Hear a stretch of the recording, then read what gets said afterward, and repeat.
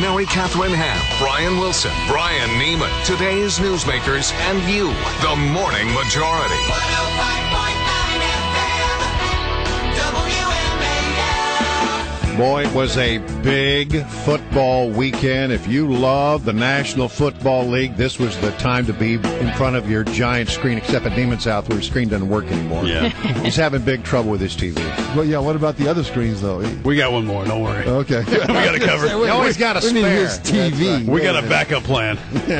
Trevor Matich is with us to talk about all things NFL and the big playoff games. And I said earlier, you know, based on what I saw this weekend, I didn't watch every minute of every game, but what I saw, we might as well just, you know, go ahead and give the Super Bowl trophy to the Patriots. Because, I mean, I think... That's enough. I think they were awesome. I mean, as much as I wanted Tim Tebow to do well and that to be a good game, I mean... I've never seen Brady look any better than he did. He did, and as a matter of fact, Chad Ochocinco, his one of his newest receivers, said that he couldn't believe how focused Brady was. He'd never seen a human being that focused, and he thought it was something wrong with Brady.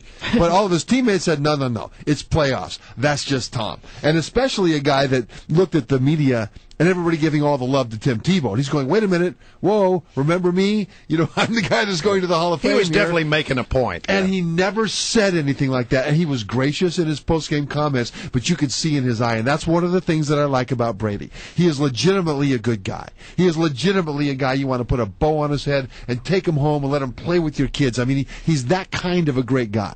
But he is competitive and fierce and viciously so. Although he only lets his play say so. Yeah. The 49ers Saints game was just unbelievable. One of the all-time great games. Now, we often talk about Tim Tebow. Do we believe that Tim Tebow is a good quarterback, can be a good quarterback?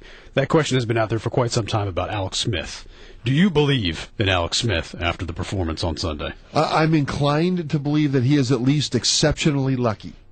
But the thing is, he has had the same disorder that all Redskins quarterbacks have had over the last decade and a half. In that, in his 7-year career with the 49ers, he has had 7 different offensive coordinators. So is it that he can't play, or that he's never been allowed to learn a system and apply that system? And I tell you, when he went toe-to-toe with Drew Brees in the last 4 minutes of that game, that was astonishing. Because if it came down to, if somebody told you that Drew Brees against Alex Smith, Saints quarterback going to the Hall of Fame, 49ers quarterback considered by many a bust as the first pick in the draft a few years ago, and it will be a shootout in which 4 touchdowns will be scored in the last few minutes of the game, and the better quarterback or the more productive quarterback would win. Who would ever say that Alex Smith would outduel Drew Brees? But that's what happened. Right. Give me something to work with here. We can't have all this just hand the trophy over to the Patriots. Surely the Ravens can pull off something here. Well, they might. Now, that's interesting because the thing about the Patriots in that game against the Broncos was their defense.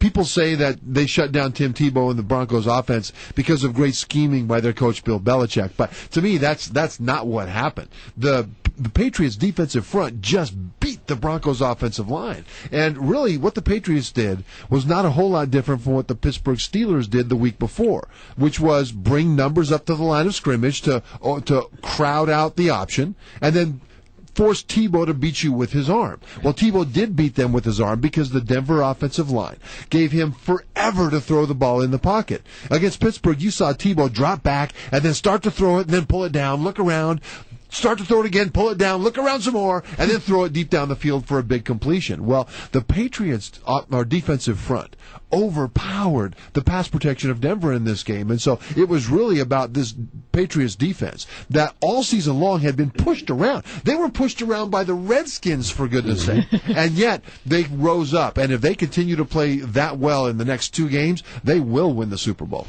Is there another Harbaugh brother out there that could? I don't know if there is or not, but that family knows how to coach. Apparently, he's probably an astronaut or something like that. If there is one, yeah, wouldn't that be great if John Harbaugh, Ravens coach, meets Jim Harbaugh, his brother, the 49ers coach, in the Super Bowl? I mean, we've been waiting for an Eli Manning, Peyton Manning Super Bowl matchup, but it may end up being Harbaugh brothers instead.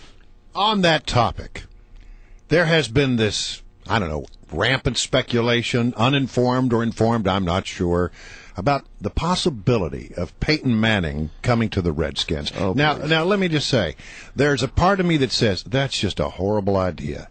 And then there's a part of me that says, hey, it's Peyton Manning, that'd be sort of cool. So what do you think? Is this just wishful thinking? Is it a bad idea? Is it a good idea? Well, if they could get Bruce Smith back and Deion Sanders back, and then add Peyton, what a team that would be! And Bart Starr, is he still? No, come on.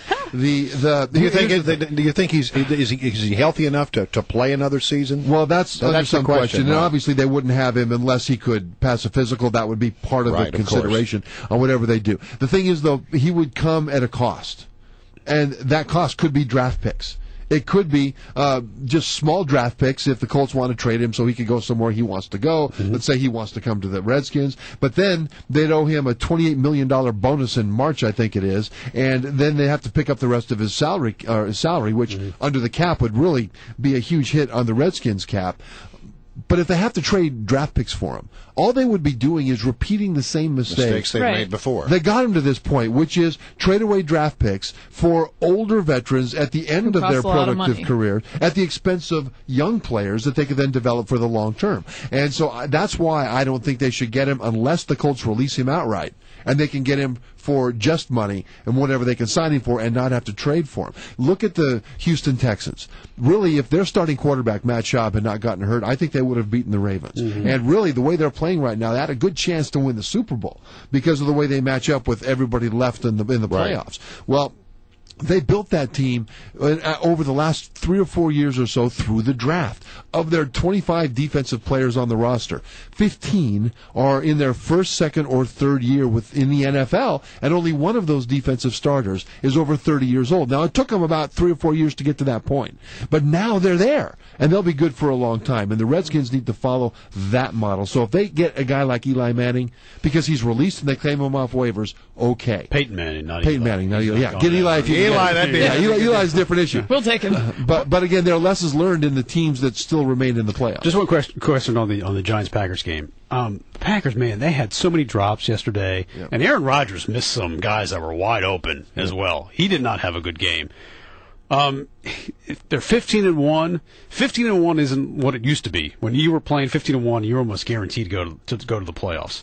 Does the NFL have a problem with that now? Because it seems like you have to be like the hot team. The Giants did it. The Steelers did it. Even the Cardinals, when they went to the Super Bowl, did it. The Packers last year. It doesn't matter what you do in the regular season, just as who's hot going into January. Look at recent years. Look at the Giants we talked about. When they beat the Patriots a few years ago in the Super Bowl, they were horrible in the regular season. Their fan base was calling for Eli Manning's head. Mm-hmm. They got hot in December, hot in the playoffs. The Arizona Cardinals, the team that basically represents ineptitude in the NFL and has for a long, long time, all of a sudden caught lightning in a bottle. They got hot. They got Kurt Warner at quarterback. They had a hot December, hot playoffs, and they go to the Super Bowl. So that's exactly right. Just whoever is healthy and hot right now is the team that goes. Trevor Matich, always good to have you here. Great to be here, guys. Thanks, sir.